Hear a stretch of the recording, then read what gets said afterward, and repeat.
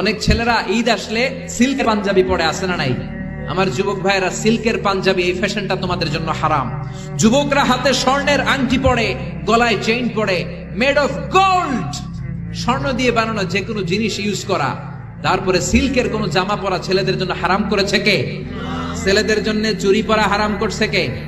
অনেক ছেলে চুরি পরে, ব্রেসলেট পরে, আসে না নাই? কানের মধ্যে দুল লাগায়, আসে না নাই? কুমিল্লা শহরে নাই? কুমিল্লাতেও আছে, দেখবেন কানে দুল লাগায় অনেক ছেলে, এই জায়গায়ও লাগায়। আবার এরপর ট্যাটু লাগায় অনেকে। ট্যাটু চিনেন?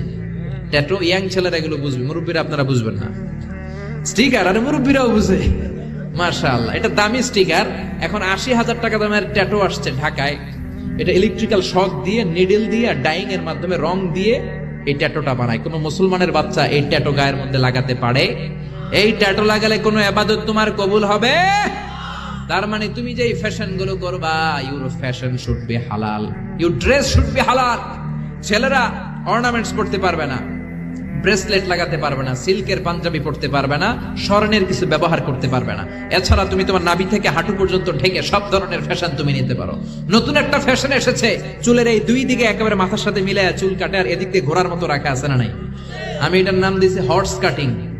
কি কাটিং? ঘোড়া কাটিং। আমি বললাম, কি রে এরকম রাখছস কেন? কয় হুজুর আমার মেসি রাখছে। মেসি? মেসি না মাসি। এই বিজাতিদের এই কালচার আসা যাবে না, বাংলাদেশে ঢুকানো যাবে না। বিশ্বনবী বলেছেন, নাহা রাসূলুল্লাহ আনিল কাযাহ।